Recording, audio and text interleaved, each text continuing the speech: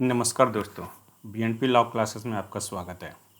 आज के इस वीडियो में हम लोग पार्ट 2 चैप्टर 1 के सेक्शन 7 एंड 8 को देखेंगे, जिसमें recovery of specific movable property के बारे में बात की गई है।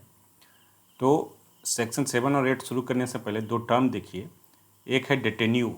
तो डिटेन्यू वैसे पर्सन को बोलते हैं जो मूवेबल प्रॉपर्टी को अपने पास रखता है, और दूसरा है कन्वर्सन। तो कन्वर्सन वैसे पर्सन को बोलते हैं जो मूवेबल प्रॉपर्टी को अपने पास आते ही उसका यूज़ करना शुरू कर देता है, या उसे बेच देता है, या उसे डिस्ट्रॉय कर देता है।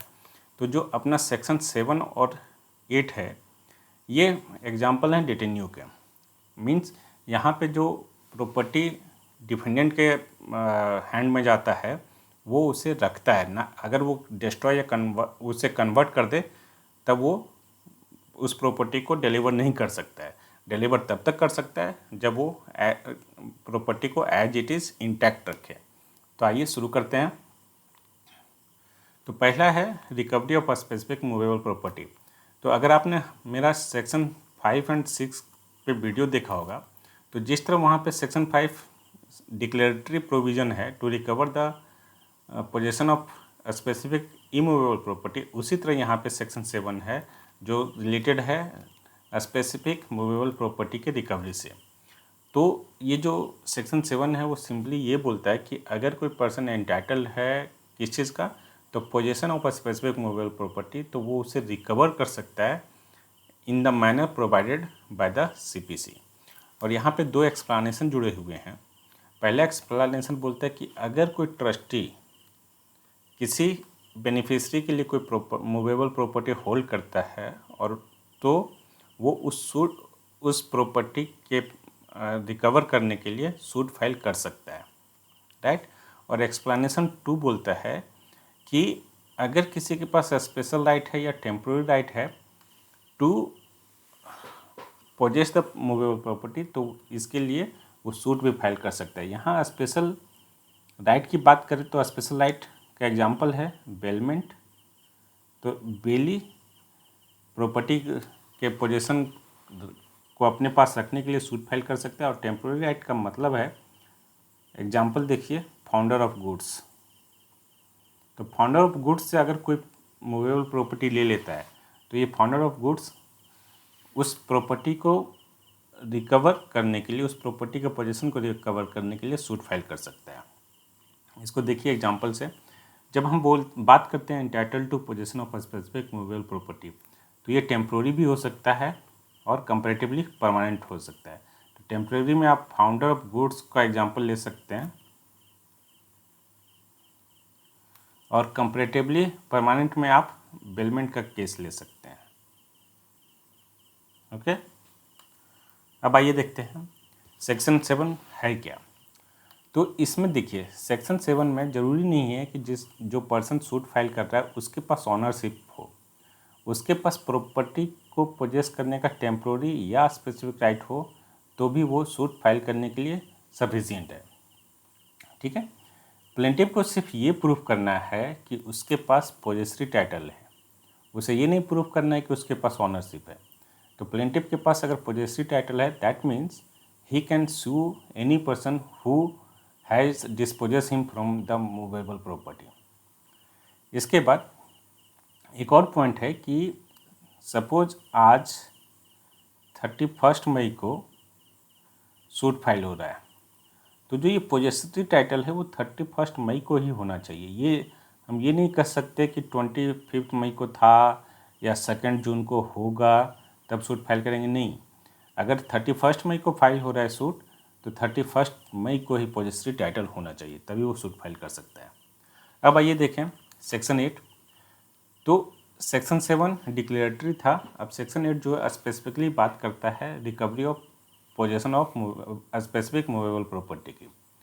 तो यहाँ पे जो इमीडिएट पोजीशन के लिए जो एंटाइटल होता है वो सूट फाइल कर सकता है किसी वैसे पर्सन के खिलाफ जिसके पास प्रॉपर्टी पोजीशन में है।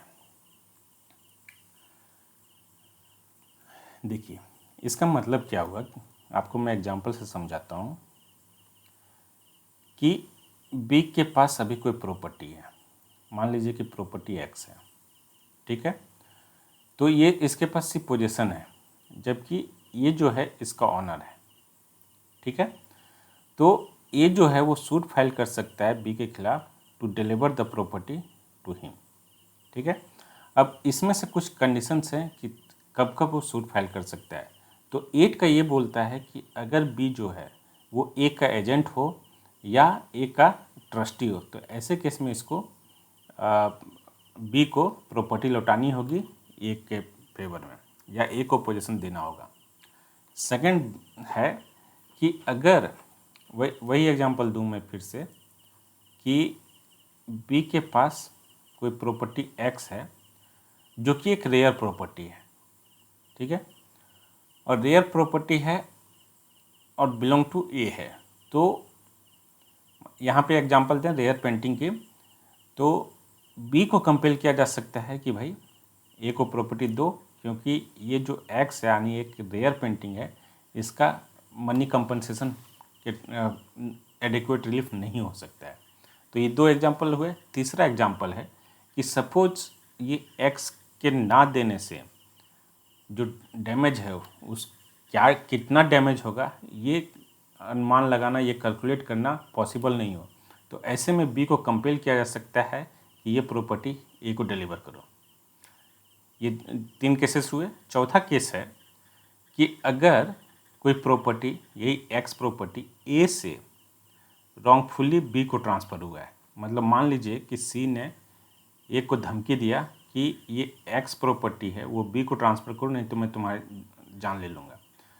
तो ऐसे में ये रॉन्गफुली ट्रांसफ़र हुआ एक्स को, तो बी को कंपेल किया जा सकता है कि ये ट्रांसफ़र बैक करे ए को, ठीक है।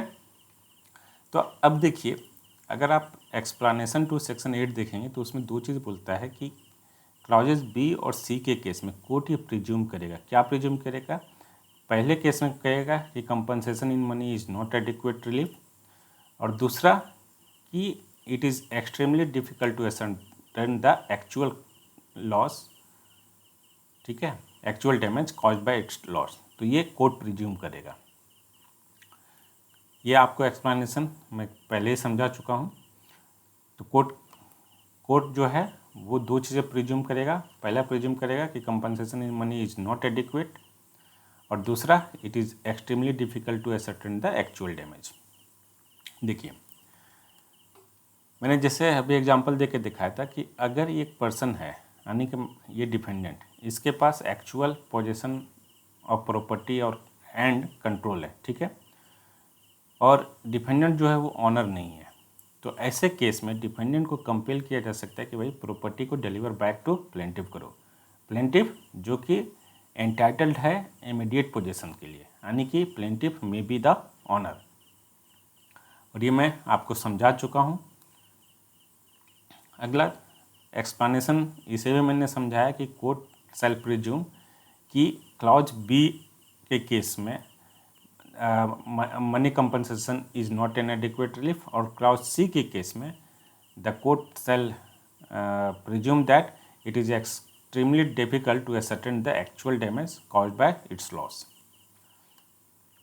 अब देखिए, ये बी एंड सी का प्रिजम्पशन का मतलब क्या है। तो अगर आप देखेंगे सेक्शन 8 जो है वो प्राइमरी बोलता है कि प्लेंटिफ के पास ये प्राइमरी बर्डन ऑफ प्रूविंग होता है कि मनी कंपनसेशन जो है वो एडिक्वेट रिलीफ नहीं होगा, ठीक है, या डैमेज जो है वो एक्चुअली कैलकुलेट नहीं किया जा सकता है।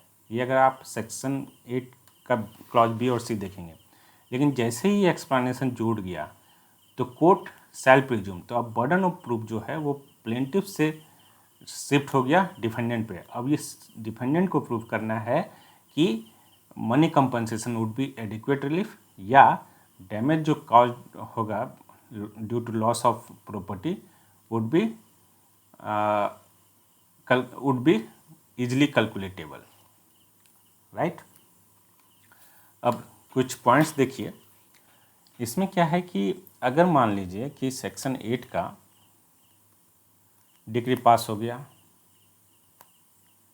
किसके फेवर में? ए के फेवर में, ठीक है। अब आई बात एग्जीक्यूशन कोर्ट में। तो जब कोर्ट में एग्जीक्यूशन चल रहा है तो उसमें पता चलता है कि जो प्रॉपर्टी है वो डिलीवर नहीं की जा सकती है क्योंकि वो डिस्ट्रॉय हो चुके हैं।